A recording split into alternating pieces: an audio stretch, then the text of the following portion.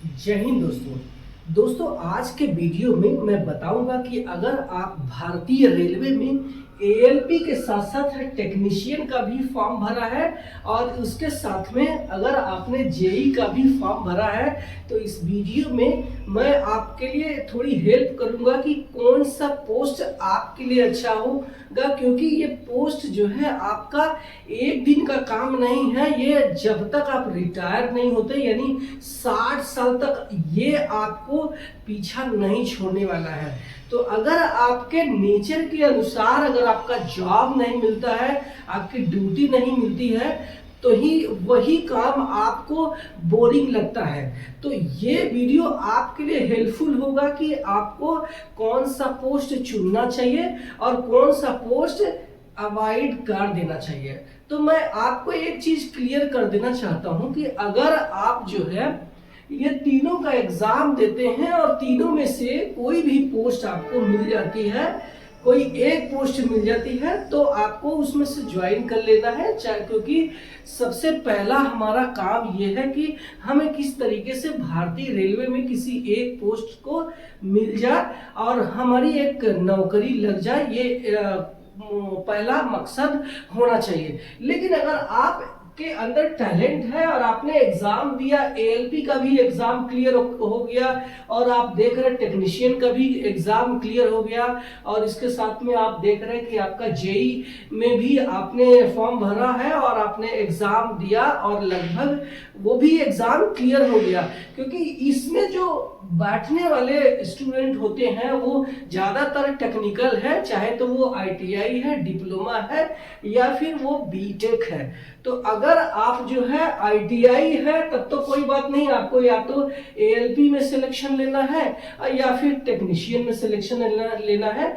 JEE में आप eligible नहीं होते हैं तो आपके लिए नहीं है। लेकिन अगर आप डिप्लोमा या फिर बीटेक स्टूडेंट है तो आपको फर्स्ट प्राथमिकता आपको जेई का देना चाहिए, क्योंकि वो अगर आप ज्वाइन कर लेते हैं तो आपके क्वालिफिकेशन को वो जस्टिफाई कर देता है। लेकिन अगर आप चाहते हैं कि हमें जो है एएलपी बनना है तो भी आप उसको डिसाइड कर सकते हैं कि नहीं, हमें जेई से अच्छा हमें एएलपी में ज़्यादा सही रहेगा ज्वाइन करना। जैसे कि मैंने चूज किया था, मैं मैकेनिकल इंजीनियरिंग से डिप्लोमा किया था, लेकिन मैंने कभी उसका फॉर्म जेई का नहीं भरा और मेरे को सिर्फ ट्रेन चलाने का एक जो है जुनून था, तो मैं एएलपी का फॉर्म भरा।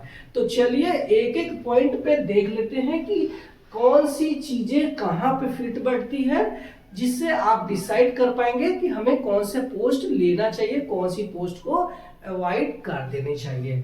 तो सबसे पहले हम विषय की बात कर लेते हैं कि कौन कौन से टॉपिक पे बात करते हैं।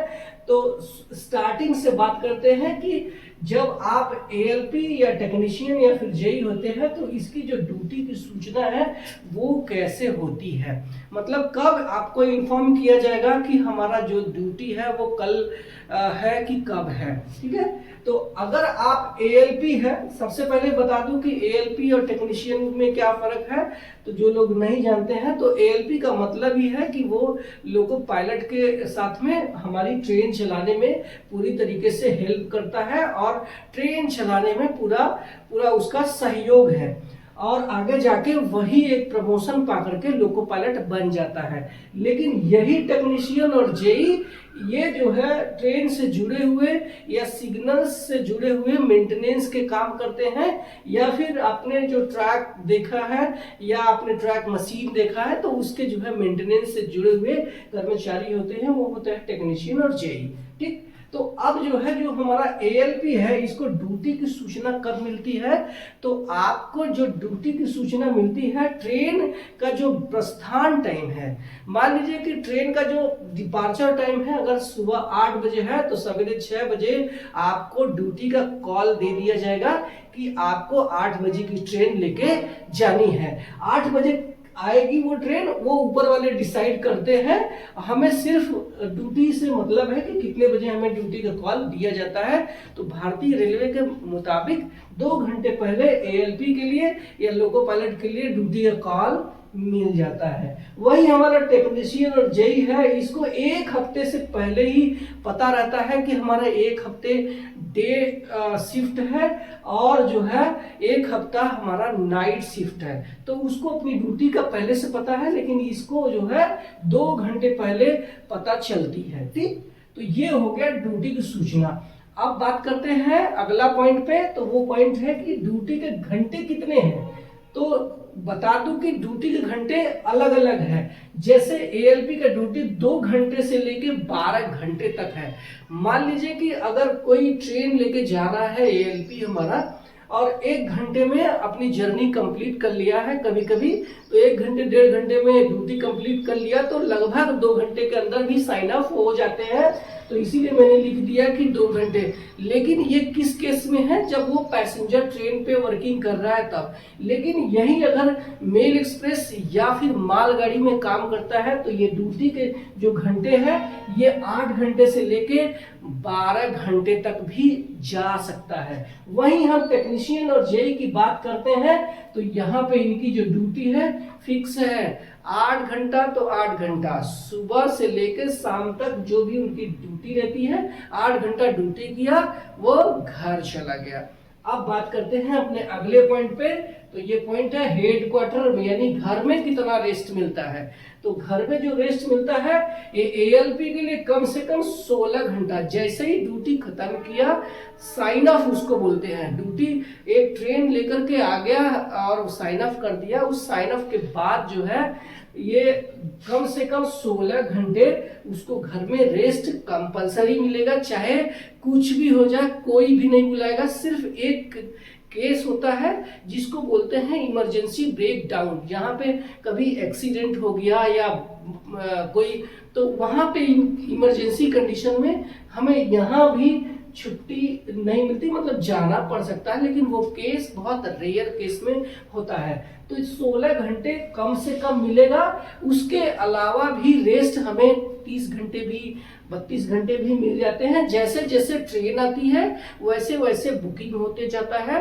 और हमें अगर मान लीजिए किसी ट्रेन कम आई उस पीरियड में, तो वहाँ पे रेस्ट भी वहाँ पे बढ़ जाता है। इनका कैसा है, प्रत्येक ड्यूटी के बाद 16 घंटे इनको घर में रेस्ट मिलता है। 8 घंटे ड्यूटी किया, 16 घंटा, 24 घंटे में से 8 घंटे ड्यूटी किया, हर एक ट्रिप में 16 घंटा घर में। सिर्फ मैंने यहाँ पे ट्रैक मशीन छोड़ करके लिखा है, क्योंकि अगर आप भारतीय रेलवे में ट्रैक मशीन वाला जो है पोस्ट चुनते हैं, चाहे वो टेक्नीशियन का है, चाहे जेई का है, चाहे वो खलासी यानी ग्रुप डी का हो, तो आपको समझ लेना कि 21 दिन घर से बाहर रहना पड़ेगा। अगर आपने वो वीडियो नहीं देखा है तो इस वीडियो का डिस्क्रिप्शन में मैं लिंक दे दूंगा, आप वो वीडियो देख लेना कि इनकी ड्यूटी कैसी होती है ट्रैक मशीन वाले को। तो ट्रैक मशीन की मैं यहाँ पे बात नहीं कर रहा हूँ, क्योंकि 21 दिन तक वो घर से बाहर रहते हैं। अगर आप electrician, fitter, electronic mechanic, instrument mechanic, diesel mechanic से ITI करके रखा है, तो आपको ट्रैक मशीन भी मिल सकता है, लेकिन आपको इसको अवॉइड करना चाहिए। 21 दिन ड्यूटी करने के बाद इनको 7 दिन का रेस्ट मिलता है घर में आने के लिए। तो अगर आपका फैमिली बच्चे हैं तो वहाँ पे थोड़े से प्रॉब्लम हो सकती है, क्योंकि 21 दिन घर से बाहर रहना पड़ सकता है। ठीक, तो ये हो गया हमारा हेडक्वार्टर रेस्ट। अब बात करते हैं साप्ताहिक विश्राम। तो सप्ताह में किसी भी दिन, यानी जो ALP होता है उसको वीकली एक रेस्ट मिलता है। वो सप्ताह में किसी भी दिन 30 घंटे का रेस्ट यहाँ पे इसको मिलता है।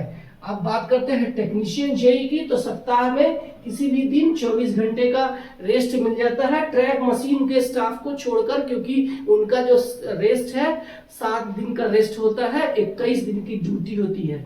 ठीक, तो हम बात करते हैं अपने अगले पॉइंट पे। तो ये है ड्यूटी की जो प्रकृति है, इसका जो नेचर है वो क्या है। आप देख सकते हैं ये कठिन काम है।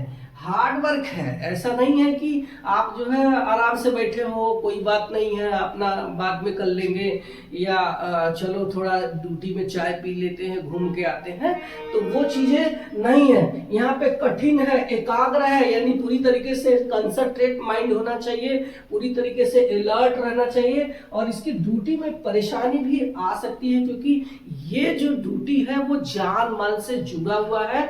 थोड़ी सी भी गलती जो है अगर आप करते हैं तो उसके लिए आपको ऑफिसर्स डांट फटकार बहुत लगाएंगे। इवन आपको जो है रिटर्न में जो है आपको स्टेटमेंट मांगेंगे, वहां पे आपको परेशानी का सामना करना पड़ेगा कि मैं कहाँ फंस गया, ये बड़ा मतलब इस टाइप का मेरा नेचर तो नहीं है। ठीक है, अब बात करते हैं टेक्नीशियन की। तो यहाँ पे इनका जो काम है सरल है, क्षणिक विश्राम भी आप अपने ड्यूटी में कर सकते हैं, कोई प्रॉब्लम नहीं है, मानसिक परेशानी ना के बराबर है। ठीक है, अब बात करते हैं ड्यूटी शारीरिक विश्वास है। ये बहुत बड़ा इंपॉर्टेंट मुद्दा है, क्योंकि आप जो है जब ड्यूटी ऐसी करने लगते हैं कि जहां न तो खाने का टाइम फिक्स है, न तो सोने का टाइम फिक्स है, ये जो है चीजें नेचर के अगेंस्ट हो जाती है। जब सारी दुनिया सो रही होती है तो उसी समय आप अपनी ड्यूटी निभा रहे होते हैं, अपनी ट्रेन लेके चल रहे होते हैं। न तो रनिंग रूम में हम खाना खा पाते हैं सही से, न तो ट्रेन में सही से खाना खा पाते हैं। तो आपका जो टाइमिंग है वो उसके वजह से कभी पेट की समस्या हो जाती है, कभी हार्ट की समस्या हो जाती है, तो कभी हमें रीढ़ की हड्डी यानी स्पाइनल प्रॉब्लम आती है, जिसकी वजह से जो है अनफिट हो जाते हैं, मेडिकल अनफिट हो जाते हैं। लेकिन अगर आप ध्यान देते हैं बराबर अपने शरीर पर, आप अपना जो है टाइम टू टाइम खाते हैं, अपने घर का लेके जाते हैं, टिफिन में सब कुछ ओके है, तो आपको कोई प्रॉब्लम नहीं आएगा। जैसे कि मैं बिल्कुल जो लोग नहीं जानते हैं, मैं बता दूं कि मैं भी एक पैसेंजर लोको पायलट हूं और मैं पूरी तरीके से फिट हूं। मुझे किसी भी प्रकार की कोई भी बीमारी नहीं है, क्योंकि मैं अपने एक्सरसाइज के लिए थोड़ा टाइम निकाल लेता हूं। ठीक है, तो ये हो गया आपका शारीरिक स्वास्थ्य। अब ये तो एएलपी का हो गया। अब हम टेक्नीशियन जेई की बात कर लें तो इनको घर का खाना दोनों टाइम, व्यायाम से शारीरिक रूप से फिट रह सकते हैं। ठीक है, तो यहाँ पे ये भारी पड़ जाते हैं। अब बात करते हैं अपने 7वें पॉइंट पे, तो ये है छुट्टी एवं त्योहार। तो एएलपी को बड़ी मुश्किल से छुट्टी मिलता है और त्योहार ज्यादातर घर से बाहर मनाए जाते हैं। कि जैसे ही कोई फेस्टिवल आता है, कोई त्योहार आता है, तो ज्यादातर जो है ट्रेनें बढ़ जाती है, उस कंडीशन में छुट्टी मिलना मुश्किल होता है। तो यहाँ पे जो है छुट्टी की प्रॉब्लम आती है, क्योंकि सबको छुट्टी नहीं दिया जा सकता है, ट्रेनें ज्यादा होती हैं, लोको पायलट कम होते हैं, तो यहाँ पे ये इसको छुट्टी की प्रॉब्लम आ सकती है। लेकिन हम यहीं इनकी बात करें तो छुट्टी आसानी से इनको मिल जाती है। लगभग सारे त्योहार ये लोग घर पे मना सकते हैं, क्योंकि ये अपने ड्यूटी से भी अपने टाइम निकाल के अपने सारे त्योहार मना सकते हैं। इसके अलावा ये जो है अपने जो शादी विवाह त्योहार में अटेंड होना बहुत मुश्किल है, लेकिन ये टाइम से अपने जो है सारे शादी विवाह और त्योहार को मना सकता है। अब बात करते हैं अगले पॉइंट पे, तो ये पॉइंट है वेतन। यहाँ से हमारी जो है प्लस पॉइंट स्टार्ट हो जाता है। अगर आप एएलपी में ज्वाइन करते हैं, इनमें भारी पड़ने लगता है। तो अगर आप एएलपी में हैं तो आपकी जो सैलरी है स्टार्टिंग में 50,000 से स्टार्ट हो जाती है, क्योंकि जितनी ट्रेनें चलता है लोको पायलट या असिस्टेंट लोको पायलट लेके चलता है, तो उसके किलोमीटर के भी अलाउंसेस मिलते हैं, तो जिसकी वजह से इसकी पर मंथ सैलरी 50,000 से स्टार्ट होती है। और अगर आप लोको पायलट मेल बन जाते हैं तो इस समय present salary up to 2 lakh यानी 2 लाख रुपए तक प्रति माह मिल सकती है। ये इसकी सैलरी है। जैसे मेरी सैलरी है लोको पायलट पैसेंजर के रूप में, मैं प्रति महीना 1.5 लाख रुपए लेके काम कर रहा हूं, ये हमारी सैलरी है। अगर वो मेल बन जाता है तो 2 लाख है। अब हम टेक्नीशियन जेई की बात कर लें तो टेक्नीशियन थर्ड में आपकी ज्वाइनिंग होगी, जहां पे आपकी जो सैलरी है 35 to 40,000 बनेगी। इसके बाद अगर आप दूसरे डिपार्टमेंट यानी ट्रैक मशीन में जाते हैं तो वहां पे 40,000 से 50,000 40 से 45 के बीच में सैलरी बनेगी। लेकिन अगर आप जेई बन जाते हैं तो वहीं जेई एसएससी की जो सैलरी है लगभग 1 लाख रुपए के आसपास बनने लगती है प्रति माह। तो ये तो होगी सैलरी। अब बात करते हैं प्रमोशन की, तो जो एएलपी है उसका प्रमोशन एएलपी से सीनियर एएलपी बनता है, सीनियर एएलपी से सेंटर बनता है, और सेंटर से ये लोको पायलट गुड्स बनता है। लोको पायलट गुड्स से प्रमोशन लेकर के फिर ये लोको पायलट पैसेंजर यानी एलपीपी बनता है। फिर उसके बाद प्रमोशन लेकर के एलपी मेल बन जाता है, और एलपी मेल के बाद में वो सीएलआई बन सकता है। इसके साथ में ये ग्रुप बी ऑफिसर बन सकता है अगर आपके अंदर बहुत ज्यादा टैलेंट है। ग्रुप बी ऑफिसर्स पूरी तरीके से इन स्टाफ से चेंज होते हैं। ये एक जो है गैजेटेड ऑफिसर्स यानी कि राजपत्रित अधिकारी होते हैं। इसको बनने के लिए आपको एक एलडीसी का एग्जाम निकालना पड़ता है, जो कि बहुत कठिन काम है। तो ये हो गया हमारा एएलपी का प्रमोशन। अब हम बात करते हैं जेई का प्रमोशन यानी टेक्नीशियन का। तो आप टेक्नीशियन थर्ड में भर्ती होते हैं, बाद में 2 में प्रमोशन होता है, फिर टेक्नीशियन 1 ग्रेड 1 में प्रमोशन होता है। उसके बाद आपका प्रमोशन जेई में होता है। अगर आप जेई में लगे हैं तो आपका डायरेक्ट जेई से फिर एसएससी, और वही ग्रुप बी ऑफिसर्स जो यहाँ पे हमारा एएलपी बन रहा है वहीं एक ग्रुप बी ऑफिसर्स यहां से भी बनते हैं उसी एग्जाम को क्वालिफाई करके। ठीक, तो ये हो गया हमारा प्रमोशन। अब बात करते हैं अपने अगले पॉइंट पे, तो ये हमारा है जॉब सिक्योरिटी। यहाँ पे बहुत बड़ा रिस्क होता है एएलपी के लिए। सिग्नल के पास के केस में मान लीजिए कि अगर आप ट्रेन लेके चल रहे हैं और आप किसी लाल सिग्नल को बिना किसी रिटन अथॉरिटी के पास करते हैं अपनी ट्रेन के साथ में, तो रेलवे इसको बहुत बड़ा एक्सीडेंट मान लेती है, जिसको बोलते हैं सांकेतिक दुर्घटना। अगर कोई एक्सीडेंट नहीं भी हुआ है तो भी रेलवे ये जो लोको पायलट है, जो असिस्टेंट लोको पायलट है, इसको रिमूव फ्रॉम सर्विस का पनिशमेंट देती है, यानी रेलवे से निकाल देती है। इसके साथ में अगर आप कोई और केस है तो आपको डिमोशन भी संभव है। यानी अगर आपने लोको पायलट मेल है और आपको कॉशन ऑर्डर मिला है कि मान लीजिए आपको 20 का कॉशन ऑर्डर है, और लेकिन आप अपनी ट्रेन को 100 से भगा कर दे दिए और स्पीडोमीटर में उसका रिकॉर्ड आ जाता है, तो आपको एलपी मेल से आपको डिमोशन करके सीधा सेंटर में ला देगा। तो ये है जो है पनिशमेंट बहुत ज्यादा यहाँ पे मिलता है। और पनिशमेंट क्यों मिलता है? क्योंकि आप पूरी तरीके से जान माल से जुड़े हुए हैं। यात्रियों की सुरक्षा से कोई भी खिलवाड़ नहीं किया जाएगा। यहाँ पे बात करते हैं तो यहाँ पे अगर आप करप्शन करते हैं यानी भ्रष्टाचार, पता चला आप जो है रेलवे के जेई है और आप ट्रैक मशीन में है, और या फिर आपने जो ट्रैक के सुपरवाइजर है जहां पे हम जिसको बोलते हैं एसएससी सिविल इंजीनियरिंग के, तो आपने पता चला कि आप जो है रेलवे के कुछ खराब कबाड़ को यहाँ वहाँ बेच दिया वहाँ के, तो वहाँ पे अगर आप करप्शन करते हैं तो यहाँ पे आपको सीधा अरेस्ट किया जाएगा, जेल में डाला जाएगा। इस तरीके से हैवी पनिशमेंट दे करके आपको रेलवे से निकाला जा सकता है। लेकिन अगर आप करप्शन नहीं करते हैं और दूसरे कोई थोड़ी गलतियां करते हैं तो आपको एएलपी का जितना पनिशमेंट नहीं मिलेगा। आप जो है आपकी गलती जो है छोटे मोटे सजा दे करके छोड़ दिया जाता है।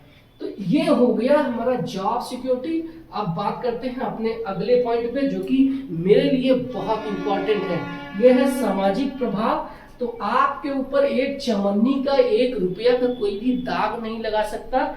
करप्शन के मामले में पूरी तरीके से लोको पायलट को ईमानदार कर्मचारी माना जाता है। इसके साथ में आपकी जो सामाजिक पहचान है, जब आप ट्रेन लेके चल रहे हैं तो आपके भाई, आपकी माँ, आपके पापा, सभी लोग जो है प्राउड फील करते हैं कि मेरा भाई ट्रेन लेके चल रहा है, मेरा बेटा ट्रेन लेके चल रहा है। ध्यान रखना, इससे आपका जो है एक अभिमान, एक आपको प्राउड फील होगा कि मैं जो है जो एक अलग काम कर रहा हूँ, जो कि ट्रेन चला रहा हूँ।